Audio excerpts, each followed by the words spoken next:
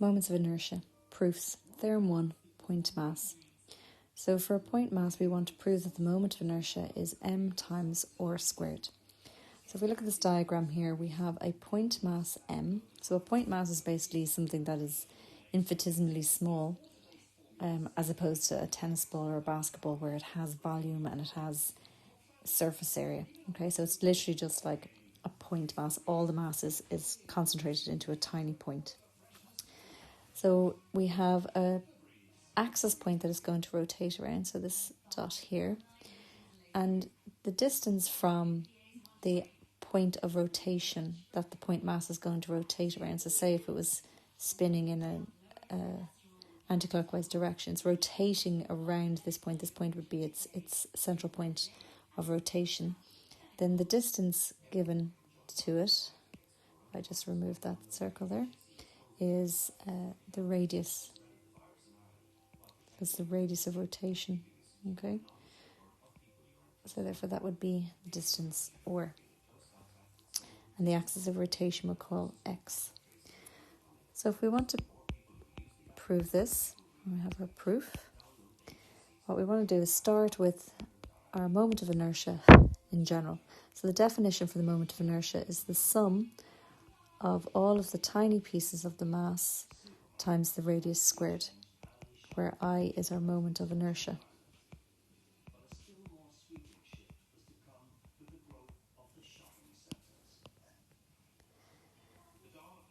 So what we then say is, this is a really short proof because basically the entire mass is a distance r from the axis x, and therefore r is the same throughout.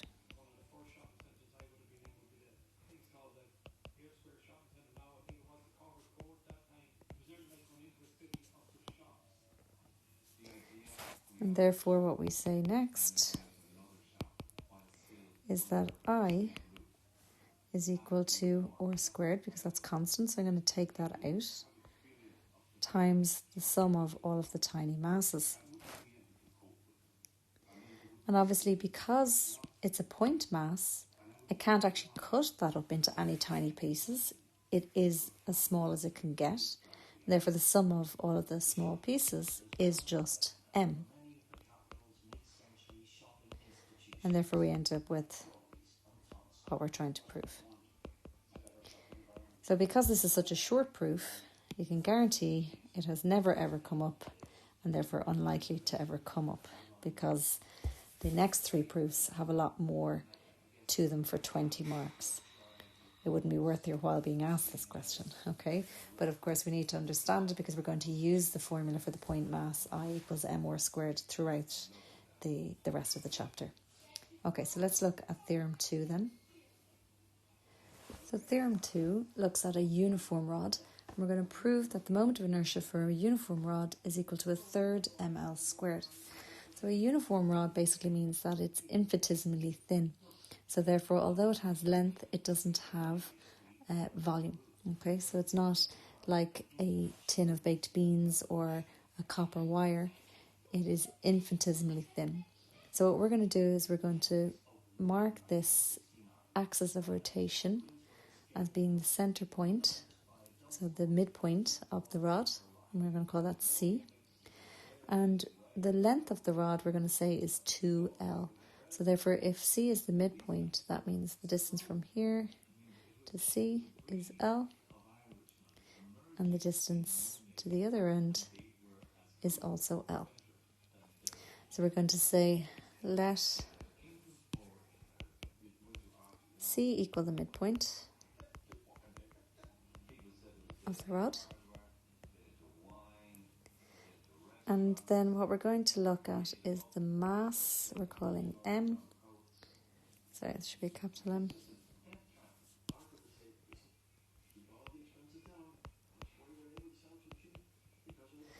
And then the length is 2L. Now you can of course say the length of the rod is L, but then that would require us to have half L and a half L. It would still work out the same, but it's always easier for our calculations later on in the chapter to take the length to be 2L if we don't know what the length is. So we're going to say let rho equal the mass per unit length then.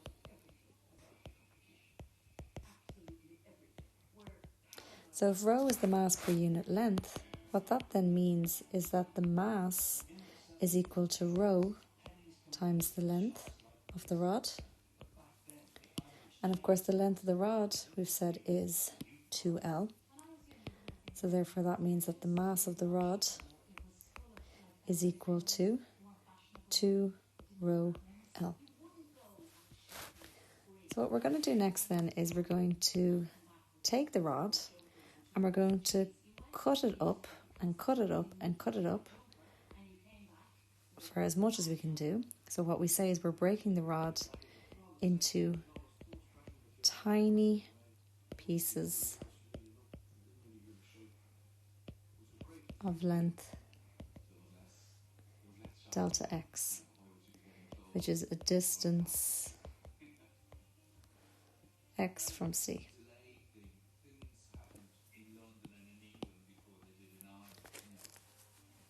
So what that then means,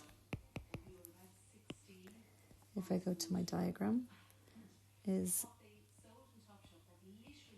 now for the sake of the diagram, obviously it looks like it's quite a big length that we've cut it up into, but obviously they're infinitesimally small pieces. And we're saying then the distance would be x from the center of the rod. So then what that means then is the mass of the tiny pieces, so the infinitesimally small pieces, is equal to rho times delta x. So delta always means very, very small. So what that means then is delta m is going to equal to rho times delta x.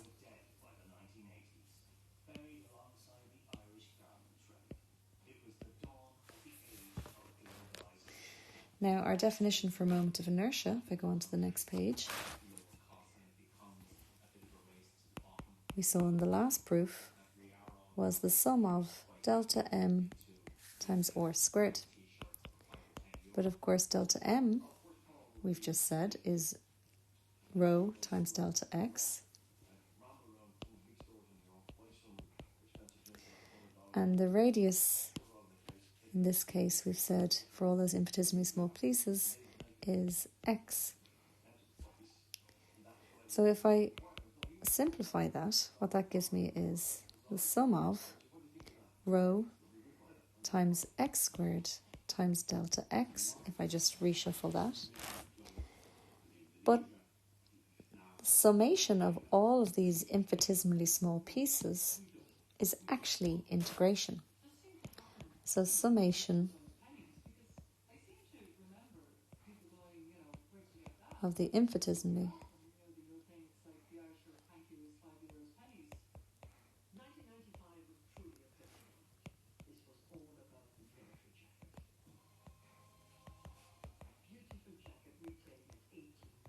the sum of all those tiny parts, if we infinitely sum these parts, we are actually integrating. So in other words, the sigma, the sum of, is actually going to become our integration sign, and our delta x is actually going to become dx. So therefore that actually is going to become I is equal to the integral rho x squared dx. Now, if we go back to our diagram, what we'll see is from the center point, we have L on either side, and therefore our limits of integration is going to be L on one side and L on the other side. So we'll have plus or minus L. So therefore, if I integrate rho is a constant, so it's a constant times x squared, and we're integrating with respect to x because it's dx. So therefore, our moment of inertia is going to become rho add 1 to the power, so x cubed, divide by the new power, and our limits then are L and minus L. So now we remember when we're putting in our limits that I put in L wherever there's an x, and then I subtract from my lower limit, so it's rho times minus L cubed over 3. So remembering that that's our upper limit and our lower limit.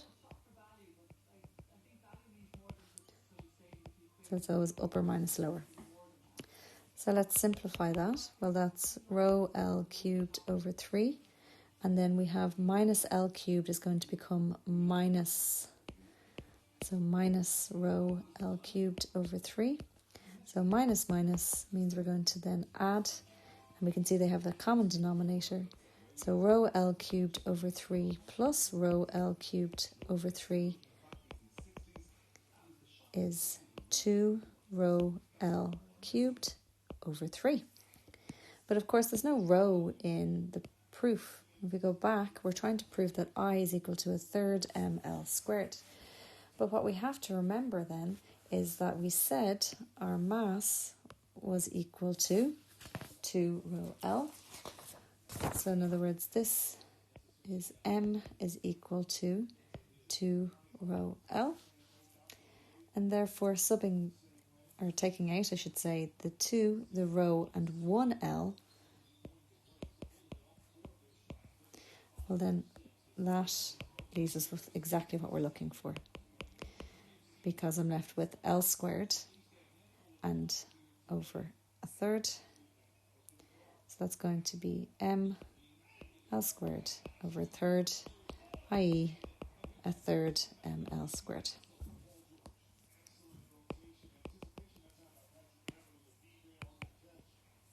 Okay, so you're going to pause the video and you're going to try and find the moment of inertia when the axis of rotation is at one end. So we're still at C here. So you want to prove that when the axis of rotation is at the end, that you end up with 4 over 3 ml squared. Okay, so theorem 3 then. So theorem 3 is the rectangular lamina. So we're going to prove that the inertia of the rectangular lamina is a third ml squared. So this lamina is infinitesimally thin. So this time it has area, but again it doesn't have volume because it is infinitesimally thin. So thinner than a sheet of paper. So if we're looking at the axis of rotation, we're going to draw this line right down the middle. So it's like the sheet is rotating around that point, okay? So we're going to mark in its length. So the length is 2L. So therefore we'll have L and we'll have L from this axis of rotation. And then we're going to have width 2K.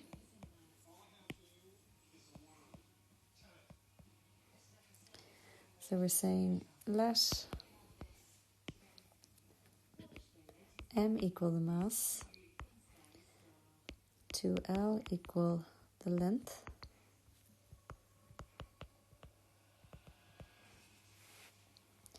and let 2K then equal the width of one of the sides. And we're going to let C equal the axis that bisects the length.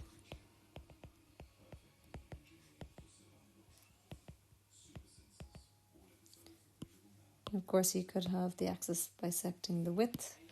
But for the purpose of the proof, we're going to go with the side that we've called 2L. And then rho in the last theorem was the mass per unit length. But because this isn't an infinitesimally thin rod, it's a lamina, what we actually have is area. So rho is going to be our mass per unit area. So therefore, if we were to get mass on its own, that's going to equal the density, the rho by area. Okay. But of course, what's the area of this lamina? Well, it's length by width, so 2L by 2K. So in other words, the mass is equal to 4 rho LK. So like in the last proof, we're going to come back to that. That's going to be key to us finishing our proof. And what we're going to do next is we're going to take this lamina and we're going to cut it up into infinitesimally thin strips parallel to the axis of rotation. So for exaggerated purposes, it's like I'm taking this strip here, and the strip is going to have width of delta x and obviously length of 2k, and it's going to be a distance to the axis of rotation, which we'll call c, and the distance will be x. So if we go on to the next page, what we're going to say then is the moment of inertia of these, what did I say there? Oh, I have to break it up. Sorry. So we're going to break the lamina into tiny strips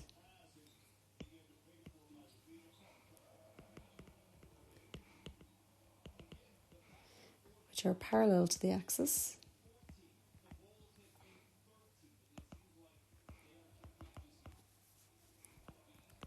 of width delta x, a distance of x from C.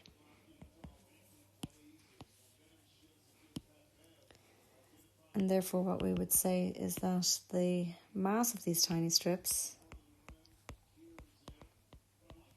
these infinitesimally thin strips, is equal to rho by delta x by 2k. So again, it's rho by area. So in other words, these tiny strips have a mass of 2 rho k delta x. So therefore our moment of inertia, by definition, is the sum of all of these tiny pieces times r squared. So of course, if I look at delta m, we've just said that it is 2 rho k delta x times r, the radius of rotation. But of course, but the radius we're saying here for these infinitesimally small pieces is x. So if I simplify that, we have the sum of 2 rho k x squared delta x. And I'm putting delta x at the end because again, we know that delta x is going to become dx, and the sum of is going to become our integral sign. So therefore, if I write that, we have 2 rho k x squared dx. And our limits then, if we go back to our diagram, well, C is our axis of rotation, so we have L on either side. So our upper limit is going to be L, and our lower limit is going to be minus L. It's on the opposite side of our axis of rotation. So if I integrate, I'm integrating with respect to x. So rho is a constant, k is a constant, and x therefore is the only thing that we are integrating with respect to. So therefore that's going to become I, our moment of inertia, is equal to 2 rho k x cubed over 3. And our upper limit is L, and our lower limit is minus L. So subbing that in, we have 2 rho k L cubed over 3. And then always subtracting our lower limit, so we have 2 rho k minus L to be cubed all over 3. So that gives us 2 rho k L cubed over 3. And then minus L cubed is minus, so we have minus minus. So 2 rho k L cubed over 3. Lowest common denominator is 3, so we can just add the two of these, which gives us 4 rho k L cubed all over 3. But we know that if we go back, I said one thing that's important to star is that our mass is, the total mass of the lamina is given by 4 rho LK. So of course we can see here we have a 4, we have a rho, we have a k, and we can take out one of the L, leaving us with L squared. because m is equal to 4 rho L, okay? And therefore, if I sub that in, that leaves me with L squared, mL squared over 3. So in other words, I is a third mL squared.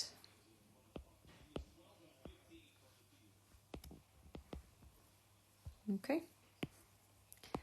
So once you've done the rods, they all become very similar. So again, really nice, handy 20 marks. So the last one then is our disc. So theorem 4, circular disc. We're going to try and prove the moment of inertia for the circular disc is I is equal to half mr squared.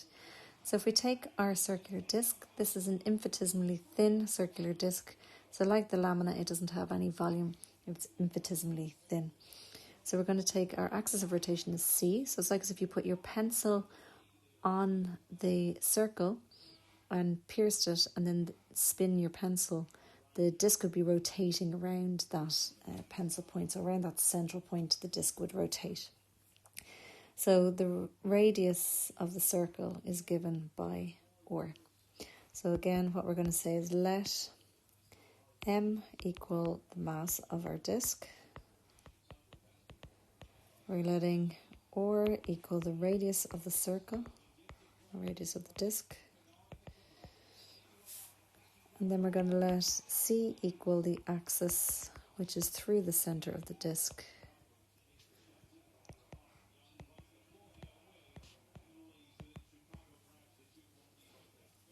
And then rho is going to be our mass per unit area.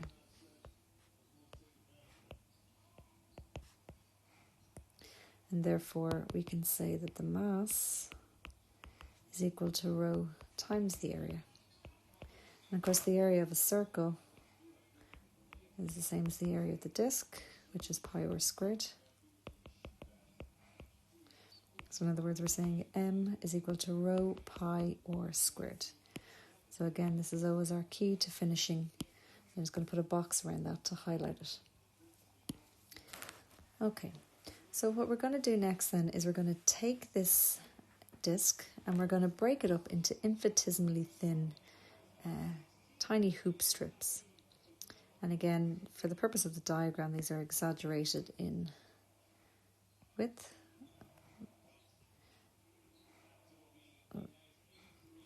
So as accurately as I can go. Okay, so I'm just going to shade that bit in. So we will keep cutting these into infinitesimally thin strips of width delta x. Then if I take that strip out and I snip it and I was to open it up, what we'd actually end up with is a rectangular piece. So the rectangular piece we're saying is delta x in width. And of course, if I want to know the length of that, well, it's the same as taking a label off a tin of baked beans. That length is always the circumference of the circle. So the circumference of this is going to be 2 pi x.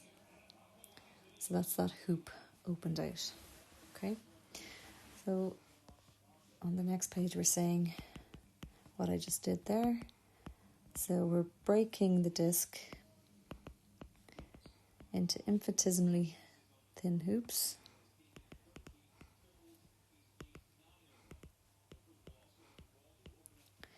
Of width delta x with radius radius x from the center C.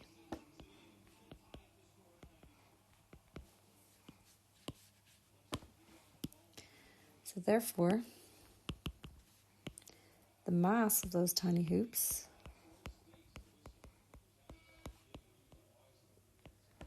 is equal to rho times the area.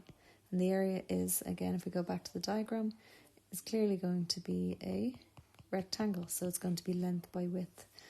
So it's 2 pi x by delta x. In other words, delta m is equal to 2 rho pi x delta x. Okay, so now we go to our definition of inertia. So our definition for a moment of inertia is the sum of delta m times r squared. So of course delta m we're subbing in is 2 rho pi x delta x times r squared, which is going to be x squared. So tidying that up gives me 2 rho pi x cubed delta x. And again, we're going to replace our summation sign with our integral sign and our delta x with dx. So that becomes the integral of 2 rho pi x cubed delta x, or not delta x, sorry, dx.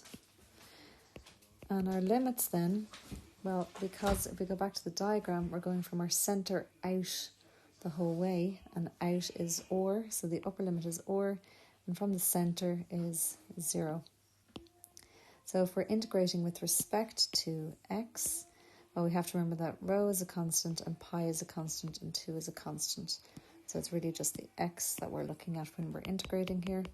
So that gives us 2 rho pi, increase the power by 1 and divide by the new power, and subbing in our limits of or and 0. So therefore the moment of inertia is equal to 2 rho pi or to the power of 4 over 4 minus 2 rho pi 0 to the power of 4 over 4, which obviously all goes to 0. So that leaves us with rho pi or to the power of 4 over 2. But if we go back, what did we say m was? We said m was equal to rho pi or squared. So we have a rho, we have a pi, and if I take out an or squared, I'm left with or squared. And therefore that leaves us with, sorry, not e, I, leaves us with m or squared over 2. In other words, a half m or squared.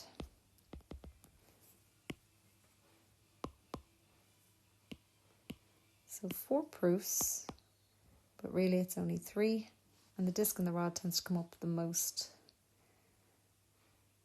Okay.